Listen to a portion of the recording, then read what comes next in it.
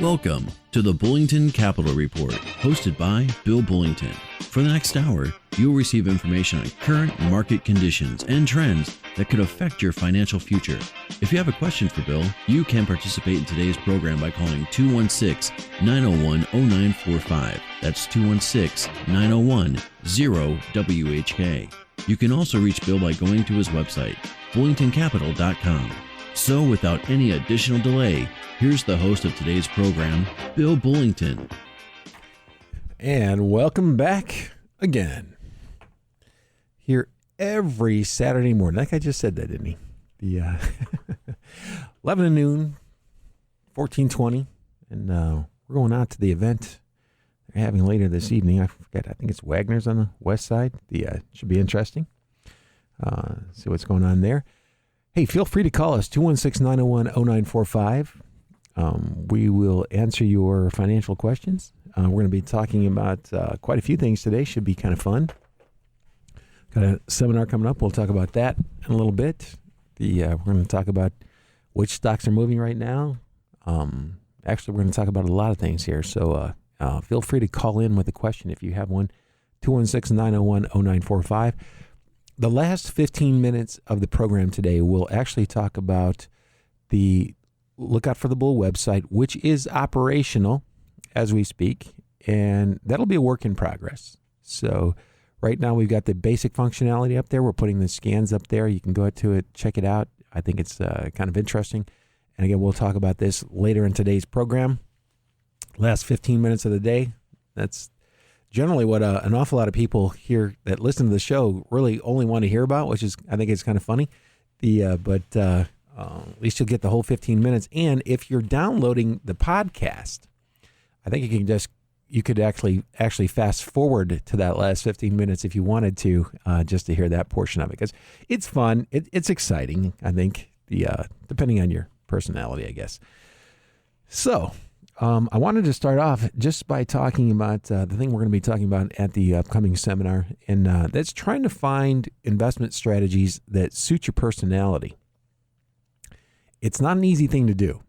The reason that it's not easy, in my opinion, is that there are just so many products out there that do so many different things, and many of them are incredibly confusing, and it takes an incredibly long time to work through all that material to find out which ones you think are going to best suit you. And this whole exercise, it's actually pretty important. You need to have philosophies that you're comfortable with, that you feel good about. If you don't, then you need to get some. And that's why we do the seminars. Next seminar, again, coming up, choosing an investment strategy that suits you. So we're going to talk about the two styles that are actually on opposite ends of the spectrum. They're the extreme on both the major styles of investing. And the first one's the value-oriented. That's kind of the thing that Warren Buffett does. It's what most people think they're doing. a lot of novices who aren't at the expert level think that they're a value investor. Everybody thinks they're a value investor in most cases. But then there's, on the opposite end of the spectrum, there are momentum. People will talk about growth, but momentum is really primarily price movement. So you've got that's an extreme. And between those two, the value-oriented investors, the people who are trying to figure out what companies are worth so that they can buy them for less, hopefully, the market recognizes that mispricing and the share price goes up.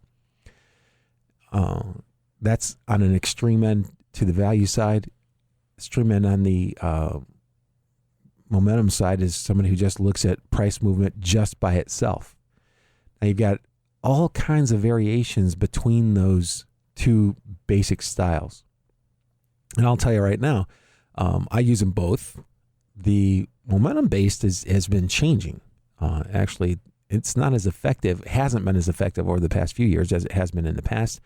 And I don't know if that's a temporary thing or if it's just not going to work as well as it has in the past because the market has changed fundamentally. We'll come back to that a little bit later. But those are the two opposite ends of the spectrums. And then you've got all these things in the middle, everything in the middle. And there are thousands of variations between those two extremes. For the vast majority of people that have grown up, in this country, they've really heard buy low and sell high at some point in time. The vast majority. And I'm not sure how many of the millennials have heard that. And incidentally, speaking of millennials, I have our marketing director, Melissa Arcuri, here with me today. Want to say hi? Hi, everybody. Good Saturday so far. And actually, your mic wasn't turned on. Can you hear me now? Yep, I can All hear you. right. Okay, so got Melissa with me because she's in that generation, and it's kind of helpful to hear what the perspectives of the younger people are, because I really think that they've got a great opportunity. They have a phenomenal opportunity, and they don't realize it because they don't really know what happened to their, not just their grandparents, but in a lot of cases their great-grandparents. It was a lot harder back in those days from a psychological standpoint. Stocks were actually more volatile in the early 1900s than they are now. So that was it was really, really tough to stick to an investment philosophy. It got a little bit easier, and I think that in the past 15 to 16 years, it's actually gotten harder again. The peaks and valleys have not been as deep or as big in range as they were in the early 1900s. But the day-to-day volatility is significantly more intense. And that's especially in the past 16 years. I think I was reading something that Fidelity had sent out the other day that talked about how many days of 2% movements in one day the S&P had since the year 2000. They've had more days that the market was up or down, or the S&P was up or down more than 2% in a single day in the last 16 years than they had in the prior 60 combined. So in the prior 60 years, prior to year 2000, there weren't as many days where the market was up or down 2% as there have been since the year 2000. And that's different. That's changed. And I think a lot of that is because all the computers that are involved, exchange-traded funds, they were relatively new back then, and they've grown in size, and those are funds that are run by computer. So knowing that, why is any of this important? Why am I wasting time on this? Why does it seem like I'm wasting time on this? Well, because it's changing the investment landscape, and if you don't have a plan on how to deal with that, you're probably not going to be very successful. And one of the other things I've heard about, I can't verify this because I don't know all the millennials in the country personally, but they're underweight in stocks in a lot of cases. They're not investing enough in stocks, and that goes up all the way through the even the baby boomers. A lot of them are underweight, and those that are heavily invested are going to get scared out the next time the market has a really big crash. We see it in our practice all the time, and the phones really start ringing when the market's down over 10%.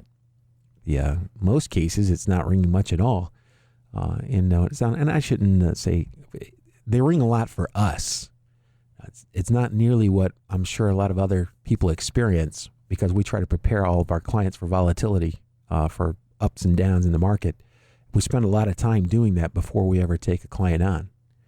So if I don't feel like they're going to be able to take any volatility at all, I have to tell them, look, here are your options, and you've got to either increase the amount of volatility you're willing to put up with, or you just can't make much money, especially in an environment where CD rates are so low. So the trick is try to find something that you think that you can tolerate, something that you may even like. Now, I'll give you an example. So I run a dividend model, and the dividend model takes the 500 biggest stocks in the country, separates them into 11 major sectors that make up that the stock market, for lack of a better word. And we buy the 4 stocks that have the highest dividend yields in each one of those sectors. So these companies are huge. Most of them are recognizable names. They also have the highest dividends in their sectors. That, for a lot of people, is very comforting. when they look at those portfolios, when they look at what makes them up, they get comforted by that. Oh, I recognize these names. Oh, I've used their products. Okay. And they pay dividends. So it's a much more comfortable investing experience. Now, everybody's typically pretty surprised by the level of volatility, how much those stocks will fluctuate. But because they're more comfortable, that's actually the people that invest in that are the most successful investors I have. And it's not because of the returns, it's because of the comfort they have in looking at the stocks in that portfolio. Today, there are exchange-traded funds that do similar things. They don't do it exactly the same way. And if I could find one that did, I would use that. It's a heck of a lot easier for me to use that than it is for me to have to do it myself. But until that day happens, I'll be doing it myself. And we're going to talk about that at the workshop. So, and by the way, that workshop is May 11th, 2017. That's coming up here relatively shortly. And before the workshop begins, we're going to talk about something that I tried to roll out a little bit earlier in, I think it was probably about a year ago. Well, the technology wasn't as good as it really, as I felt like it needed to be. And that was my impression. There was a lot of labor involved. But now it's improved. And one of our custodians has improved the technology to make it to where we can actually go in and look at CDs from across the country and pick out the highest yielding CDs. And you can hold lots of CDs in one account, and it will be all FDIC insured. As long as you don't have more than $250,000 in one bank, you can have CDs from multiple banks in one account. How cool is that? You could have $10 million, $20, $30, $40 million and all have FDIC insurance because they're all from different. You've limited the exposure to $250,000 to one bank, but you have it in one account instead of having to have a couple hundred accounts. I think that's pretty neat. The interest rates are extremely competitive in a lot of cases. I looked yesterday. The highest rates I could find were actually higher than the highest rates I found on Bankrate.com. And Bankrate does polls across the entire country. So it's pretty good. Can't say they'll do that every time, but that's a really good service to offer. So we're going to be talking about that right before the workshop happens. So if you get there a little bit early, I'm going to be covering that because it's a service that we're going to provide to clients, prospective clients. And if you don't have the asset level to open an account with Bullington Capital, we'll show you how to do that on your own at that workshop. So it's going to be a little mini workshop, about 15 minutes before the actual workshop begins. And I'll show you how to shop for CDs or bonds. You can do that with tax-free bonds too. Tax-free government bonds, government-backed bonds, high-quality corporate bonds. You can do basically anything that you want. This platform is it's pretty awesome, actually. And I think in about 15 minutes, I covered about 10 different topics. But when we go to the commercial break, stay tuned because we'll be back and we'll recover a lot of these again. The last section of today's program starts at about 11:45. We're going to talk about the Look Out for the Bull website. We've had a lot of inquiries. It's finally here after a lot of effort. Woohoo! Because she's been doing all the work. I just run the screens, and she's been working really hard with our other partners, and we've almost got this. What? Not almost. It's there. It's actually up there now. So we'll talk about that during the last section of today's show. And if you have any questions, feel free to call us or email us, bill@bullingtoncapital.com. If you have any questions there. You can also go to our website, Bullington Capital, and just go to the contact page and send us a little note if you have a question regarding anything or there's anything you'd like us to talk about. I'm one of the types of people that likes to make things as simple as humanly possible. And I know that there's a bunch of people out there that are just like that. I also know there are people that are on the opposite end of the spectrum. They like to make things as complicated as humanly possible, and that's okay. Whatever works for you. It's whatever works for you. I can take my dividend model and I can complicate the dog out of that. I can make you really happy going into all the minute details that I leave out most of the time. The reality is buying big stocks that have been successful that have high dividend yields tends to work fairly well. That's the reality. The reality is buying stocks who are generating a lot of cash and whose share prices are down also has a tendency to work very well over time. Those are both value-oriented investment strategies. And again, we'll be covering a lot of that at the upcoming workshop. But value-oriented, for the vast majority of people, I think is one that makes more sense. And I think when you're a billion-dollar portfolio manager, you don't have a choice. The guys that are managing huge money, they have to stick to that. There's this thing called liquidity. And I know that's a multi-syllable word, and a lot of people probably don't really understand the fact that you can't just go out and buy any stock you want when you're managing $1 billion, because your own buying will push that share price up past the point that you'd want to be a seller. You will literally push the share price up and make that stock overvalued if you went in and tried to put your whole $1 billion in one company.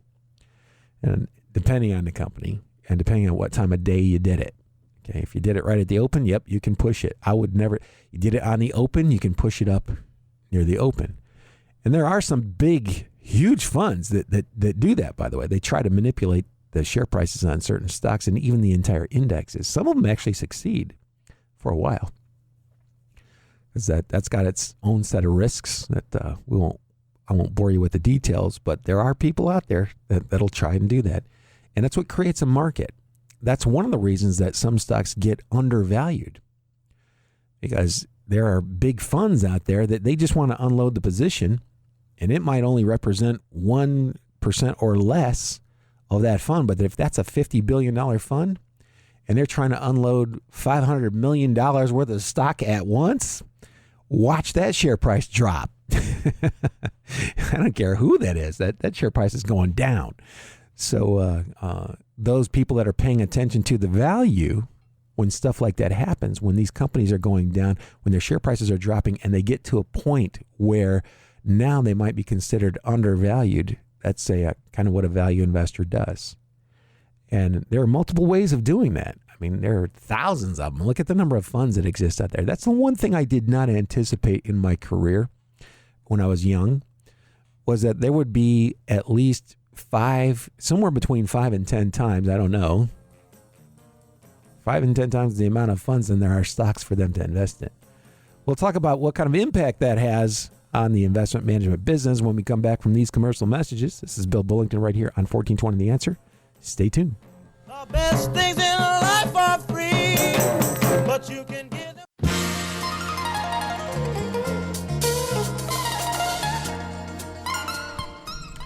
And we're back. Just checking out a couple things here on the computer while we're commercial break. Hey, if you have a phone call, question, or comment, you can reach us at 216-901-0945. 216-901-0945.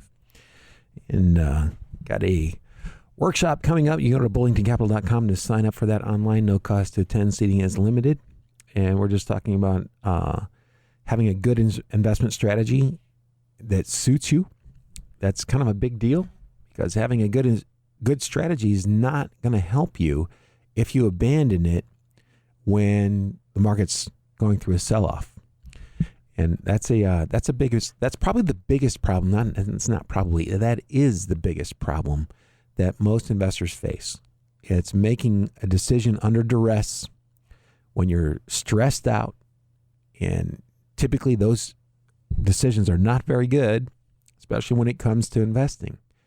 So understanding your strategy is key. Understanding that their stocks, all stocks move up, all stocks move down, all stocks move a lot. I keep seeing the ads of these funds that say, oh, these don't move quite as much. Really? So if a stock is down, 50%, doesn't matter if another stock is down 60%? I mean, do you really feel that much better?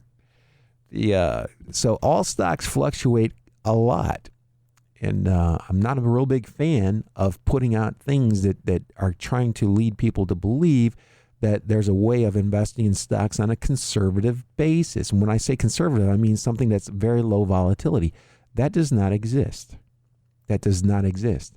And the people that put those funds out, those funds will go away, by the way.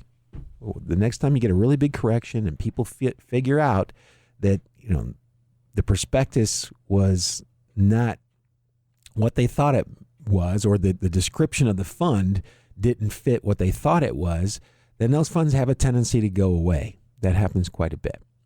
So knowing what to expect is where you start. What can you expect out of a stock strategy? Once you know what to expect, you still have to work on yourself just to stick it out. It's because it's going to be, you're in stocks, and stocks are going to fluctuate. That's one of the reasons, one of the things I like about having Melissa Arcuri around, and Melissa King, Gary.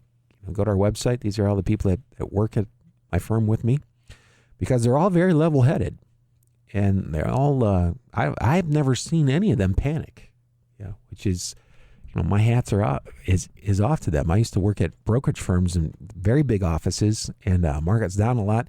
And boy, you should have seen the poor support staff who really didn't know a lot about investing. They were so stressed out. It was unbelievable. And I was just thinking, wow, they don't have time to slow down, to watch, study, or learn, because if they had, they would have realized that the corrections they were going through were pretty normal, and they would have been able to relax. So and Melissa's actually a yoga instructor too. Yep. Yeah. And a lot of the that's one of the things I liked about your resume is you have to remain calm. Mm-hmm. I think learning how to breathe. Maybe we'll have to have some yoga classes before the seminars. We should do that. That'd be good. We could do what was it called? They were doing the yoga in a chair. Just chair yoga? Is that what it? Yeah, it's just called chair yoga. You can do yoga anywhere, standing, sitting, seated, anything that works for you. Yep. That's funny. It's all about your mind. Absolutely. Knowing what to expect. Then when you're going through one of those situations, I really like the breathing exercises. Mm-hmm, that does help. Yeah. Helps to increase your parasympathetic nervous system, and it decreases your sympathetic nervous system. So it just increases that relaxation response in your body. Yeah, which is awesome, because all you have to do is breathe. Yep, that's all you have to do. Take a deep breath. You don't have to have any talent. No. Listen to the instructor and follow the instructions. But and I'm pretty sure people would actually improve significantly. Two things they could do: learn how to relax, work on themselves. It's not an easy thing to do. Having an instructor helps. Keeping things as simple as possible. For me, that's what works for me. Mm-hmm. I like the simplicity. Like to be able to explain something to a 12-year-old kid. Absolutely. They could understand it. Now, by the way, 12-year-olds are smart. Mm-hmm. I mean, they already know how to do percentages by that point in time in school, and they're pretty advanced. You couldn't teach this to a 6-year-old. That would be hard. And 12-year-olds are very open-minded too.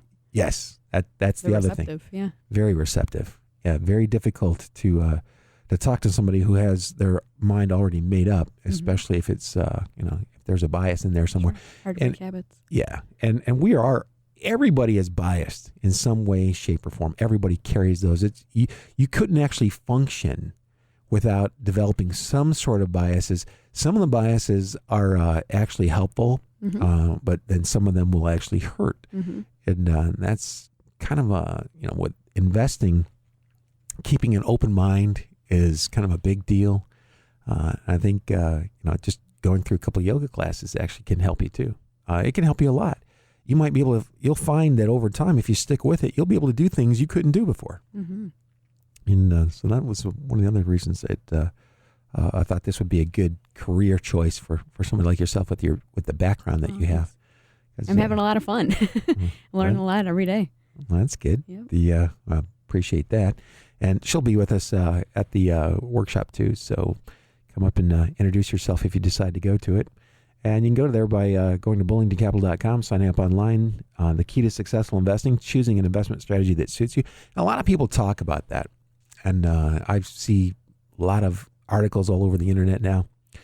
And one of the things that I wanted to point out was, you do these asset allocation questionnaires. And it's kind of funny because the correlation, and correlation, by the way, is a statistical term. that means roughly when one thing moves, does another thing move with it? If it does, it's highly correlated. If it doesn't, then they're not correlated. And the whole idea behind correlation, behind diversification in different styles, is to try to find things that don't all move at the same time in the same direction at the same speed. Okay, that's the idea in investing. Mm-hmm. So I just explain that in simple terms, which has a tendency to anger the people who like to be more complicated. But correlation, that's something that you're looking at. Stock markets, real estate markets, stock markets of international, foreign countries rather, they're all pretty highly correlated. Financial markets have a tendency to move in the same direction at the same time. Different magnitudes, but they're all pretty highly correlated. If stocks are down here a lot, they're probably down in Europe and Asia and other parts of the world. Yeah, it's all connected. It is today, much more than it used to be. Mm-hmm. I remember in the late 80s, you didn't have the internet yet. Al Gore was still working on it. You didn't have that yet. So you could have stocks in a foreign country that may not be down at all, or may be up despite the fact that yours were down. In fact, there was a major separation of stock performance from European and foreign country stocks and emerging market stocks in the late 80s from the United States. The United States was lagging for about 3-4 years in a row. Wow. So that doesn't happen the same way anymore. That's another thing where the market's evolved. Mm-hmm. They're much more highly correlated. So here's what I'm trying to get to. The asset allocation thing that everybody talks about, stocks, bonds, cash. Okay, but the stocks category is divvied up into a gazillion different categories, all of which are extremely highly correlated now. So my point is that it doesn't make that much of a difference anymore. If you're in stocks, they're probably moving in the same general direction at the same time. Mm-hmm. Little differences can make a big difference over time. It's not going to be nearly as pronounced as it used to be, where John Templeton was investing in international stocks. The 1970s, the U.S. stock markets were down over 50%. Sound familiar? Okay. His stock funds were doing wonderfully well. That built that guy's whole career. Wow. That guy ended up retiring with hundreds of millions of dollars in personal assets because he was in some asset classes that were not highly correlated. But today, almost all of them are pretty highly correlated. So it's much more important. And make a long story short. It's much more important the percentage that you have in stocks versus cash and short-term bonds is going to have the biggest impact on your portfolio. That's going to have the biggest impact on your portfolio. So let me give you an example. Somebody comes and says, look, I don't want to see my account down by more than 15%. Mm-hmm. Our simple rule of thumb is, okay, we take 15%, double that, because stock markets around the world were all down around 50% or so, twice in one 10-year time period. Okay. So you figure if it could happen 2 times in one 10-year time period, it could probably happen again. Yeah, anything's possible. Yep. So, and there's no guarantee that it won't go down further than that. Okay. That's kind of extreme, but all things being equal, if we use that as a benchmark, okay, my stocks could be down 50%. So no matter where they're invested. So how do I put money in stocks if I don't want to be down 50%? Well, the answer is you think real hard, try to calculate how much you would be willing to see your stocks fluctuate by. And let's say mine is 40%. I want to make a really good return on my investment. So I'm willing to see a much larger fluctuation. So doubling it, if 40% is 50% of 80%. So I could be as much as 80% invested. And if we do get a 50% drop, I'll be down around, should be down around 40% or so. Mm-hmm. And it's literally that simple. And that is as effective as any of the really long investment questionnaires I've ever seen. Mm-hmm. I've seen the long ones, and I've seen what their recommendations are. And if you took that little rule of thumb and you were investing in diversified portfolios of stocks, whether it's an ETF or it's a separately managed account, doesn't matter how you're doing it.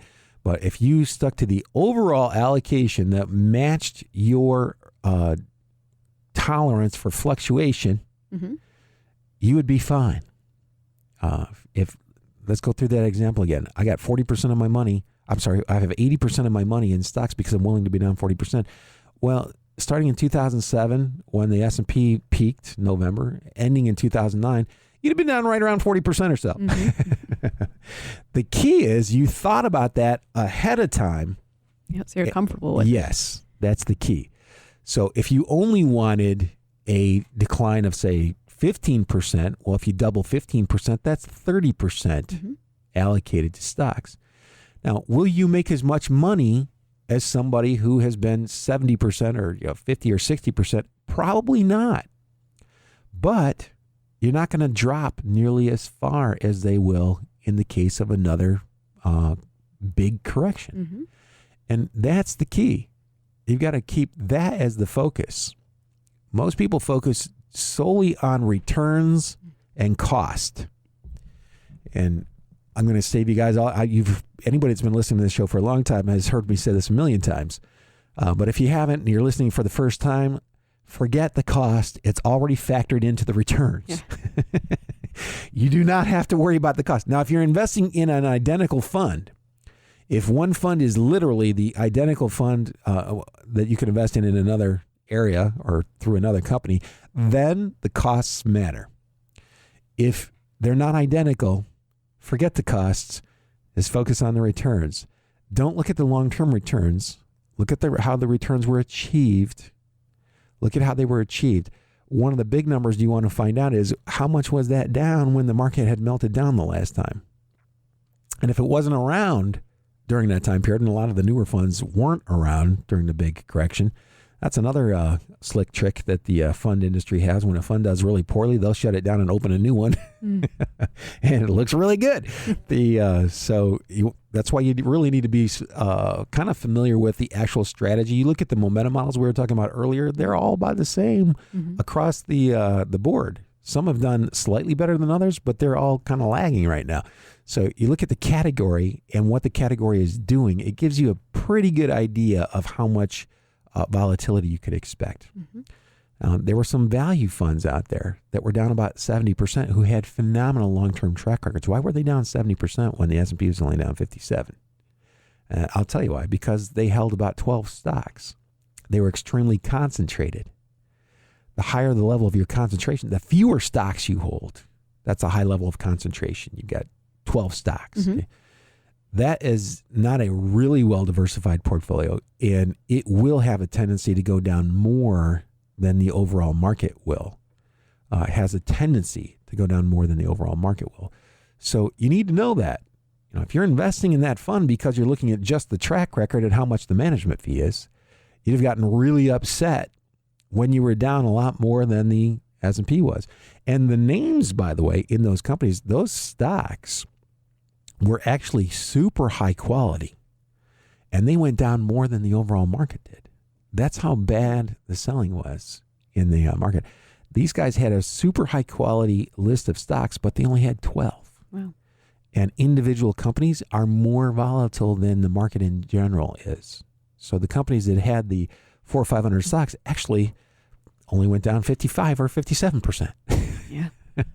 Not much of a consolation, by the way, but it is a little bit. And so I think there's the perfect blend is probably somewhere between 30 and 50 stocks in a particular basket. And I'll show you why at the seminar. I've got an example of exactly why. We're going to talk about that. It's an example. It's the same strategy that's holding 30 stocks, that would be holding 50 stocks, and then would be holding 100 stocks using the identical strategy. And it's exactly what you'd expect, which really makes me feel better, because when I'm running a back test on a strategy and it works exactly like it's supposed to, I have more confidence in it. Good news. Yeah. If it only works well under one condition and every other condition it fails, I'm not really that keen on using that, because what that's telling me is there's an anomaly there. But hey, you're listening to Bill Bullington and Melissa Arcuri right here on the Bullington Capital Report. Stay tuned because we will be right back after these commercial messages.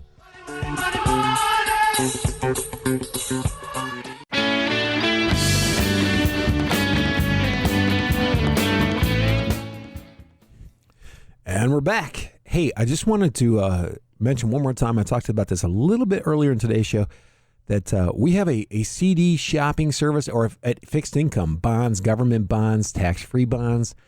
We tried to roll this out, I don't know, it was probably 18 months ago. And the technology just wasn't there yet. It wasn't ready to do, and we didn't find out until we started testing it. So it's been improved, thankfully. And through one of our custodians, we can actually shop and get the highest rates on bonds, some of the highest rates in the country. Kind of very interesting. It's a highly competitive market. Our custodian that we use for that, by the way, is one of the biggest fixed income managers on the planet. You can't guarantee that you'll always have the highest, but those things come and go so quickly.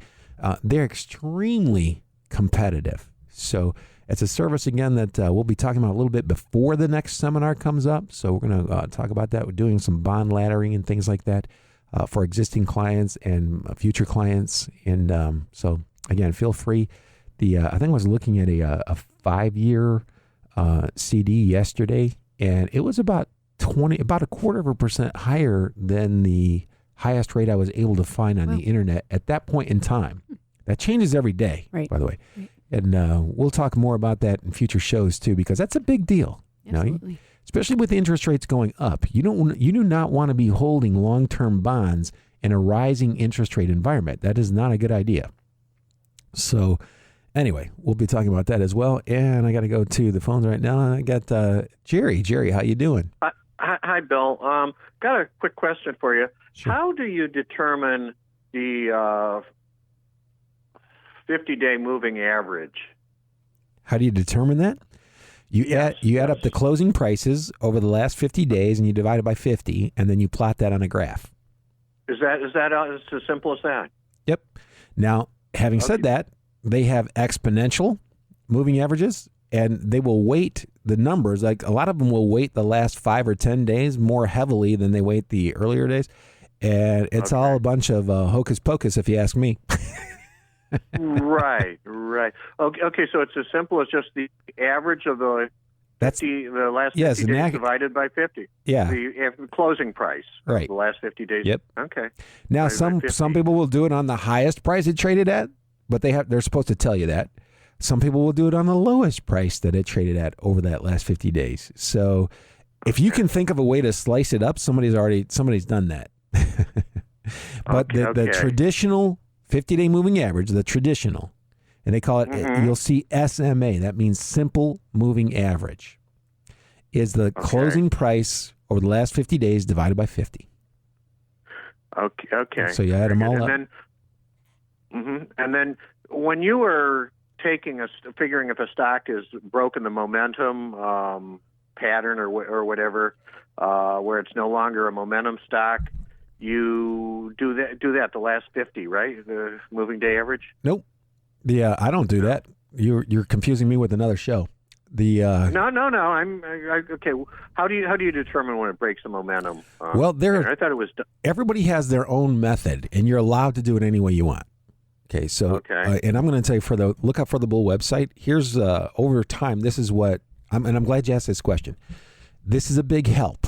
Everybody that's listening out there, when you get a stock that is a high momentum stock, if it's in the top 5% of all stocks, all tradable stocks, those are stocks that a mutual fund's allowed to buy. Okay. Why do you not want to go into a penny stock? Actually, go into penny stocks, and you'll find out really quickly why you don't want to go into those, because you're gonna get stung really badly. So anyway, you want companies whose share prices are rising quickly, right? The idea is to make money sooner rather than later. If that stock drops 15% off of its highest price that it's traded at since you made the trade, it's time to go.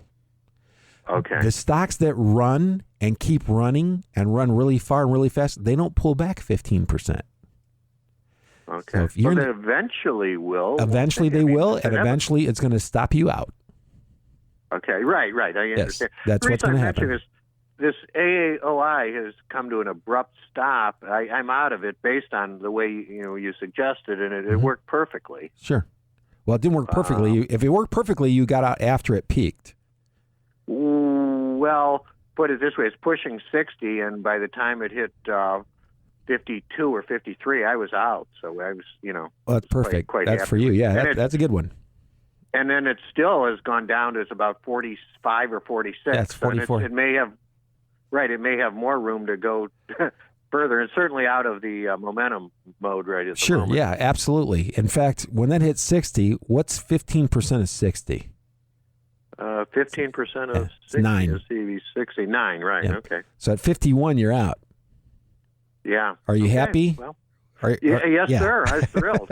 I Yeah. honestly, just not to get too deeply into it, I was selling puts against it, and I was, I made the money and bailed out. Perhaps not at the highest, but certainly I still made money on it, which I was thrilled. Pat yourself on the Worked back well. because but that was luck, dude. That was not skill. How is it if you follow a pattern or have a discipline, and it was a discipline? It's all, but it's still luck. There's always an element of luck involved. Always. Okay. Always. All right. Yes, always. Whenever they work out, it's luck. Whenever they don't work out, it's still luck. Okay. So- All right. Well, thank you, Bill. All right. Have a good weekend. You too. Bye. Yeah, and that is a tough one. And we're going to devote the rest of today's show to talk about that because the Lookout for the Bull website is up there. I explained that on the training session, and the training sessions are super short. By the way, I mean they're incredibly short. If it takes you more than 30 or 40 minutes to read that, it's because you are goofing around. Yeah, they're very concise, easy to follow. Yes, and people constantly ask me could you do this? Could you do that? The answer is yes. You can do anything you want. This is America. Now, should you do that? Probably not. And trying to be perfect, trying to be perfect is something that everybody shoots for. And I'm telling you, trying to be perfect is the enemy of trying to be profitable. Mm-hmm. Just be happy if you can be profitable. Now, if you do it long enough, you'll be profitable. Sooner or later, you'll be profitable. And so look out for the bulls. Up there, we posted all the stocks that made the screen on yesterday. By the way, the number of stocks that have come up is not as great. There are only 26. That's not a big number for one day. And it kind of goes to show that the market's not as strong as it was just a few weeks ago. The percentage of stocks that are in a short-term uptrend, which is something we explained on the website, is only about 45%. That's not horrible, but you'd like to see it above 50%. So if you're going to buy something, maybe you buy half of a normal position. And what is a position? If you go through the website, we explain exactly how much of your money to put into each one of these. And I'm going to do the same things I'm doing right now, which I'm going to comment and update on the trading environment every week on this show. The last 15 minutes, we're going to talk about that. And if I'm buying something or if I already own something, I have to tell you. I have to. That's SEC laws, guidelines, not guidelines. It's rules.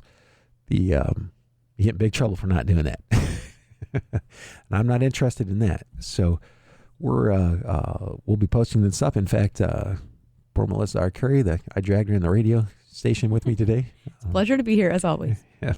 She's the one that's actually responsible for updating. I'm going to give her the list of stocks each day. She'll be putting that up on there. She's doing a lot of things along with the other team members that are keeping this website up and running. So it's there. Feel free to go check it out. It's $20 a month. If you don't like it, just cancel your subscription and you're good to go. But that's a steal if you ask me. Of course, I'm the one that made it, so I would think it's a good deal. But anyway, give it a shot. See what you think. I'm looking at some charts right now, and they do look interesting. And there's a few stocks that were up just a tremendous amount on Friday, and very interesting. One of these stocks I'll mention. I probably won't buy this one because right now I'm fully invested. in my trading account. I don't have any room for another stock. But the chart looks good, and that's Genco Shipping. Symbol is GNK, 1440. If you read about how much you'd put into your portfolio, first of all, I recommend that you don't put more than 20% of your investable assets in a trading account because trading's risky. Okay, it's aggressive. This is aggressive with money, so you want to limit that to about 20% of your total. And out of that 20%, you only want to buy about 10 stocks. So if you've got 10 stocks are easy to follow, especially if you're using a trailing stop order, which we'll talk about. Probably won't have time to talk about today. We'll talk about that next week.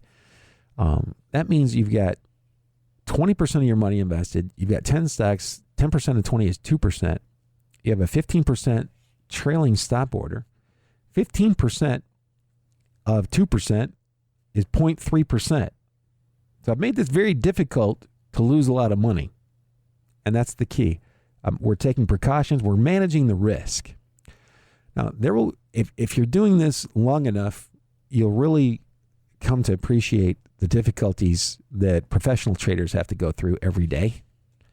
But you won't be able to damage yourself too much. And quite frankly, I think it's pretty fun. And it's very similar to a retail store or a baseball player. I think both of those two analogies have a lot in common with trying to do trend following on stocks. A retail store owner buys merchandise that they think they can sell at a decent profit, and they put it in the store, and they spend some money on it, and if it doesn't sell, they might have to reduce the price and get it out of there because it's taking up space. So that's, I think, a pretty good analogy. No risk, no gain.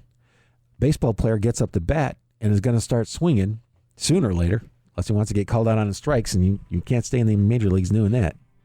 I can't believe the radio program. I wanted to talk to you about some other stocks. Oh, well. We'll be talking about these going forward, last 15 minutes of every show. Feel free to call or email us with some questions. But I just want to tell you the Lookout for the Bull website is up and running, and we're ready to go. Thanks for coming in again today, Melissa. Oh, yeah. Thanks for having me. And we'll talk to you guys next week. You've been listening to Bill Bullington right here on 1420 The Answer every Saturday morning from 11 to noon on 1420 The Answer. Let me repeat that. Yeah. Anyway, have a good week, everybody. Good luck and good investing. You can call him at 330-664-0700. That's 330-664-0700. Or contact him through his website, bullingtoncapital.com. That's bullingtoncapital.com. Past performance may not be indicative of future results. Therefore, no current or prospective client should assume that the future performance of any specific investment strategy, including the investments and/or investment strategies recommended and/or purchased by advisor, or product made reference to directly or indirectly, will be profitable. Different types of investment involve varying degrees of risk, and there can be no assurance that any specific investment will either be suitable or profitable for a client's investment portfolio. No client or prospective client should assume that any information presented serves as the receipt of or substitute for personalized investment advice from the advisor or any other investment professional. The preceding program has been paid for by Bullington Capital Management, LLC. The preceding program's views, claims, or representations may not reflect those of AM 1420 The Answer or Salem Media Group.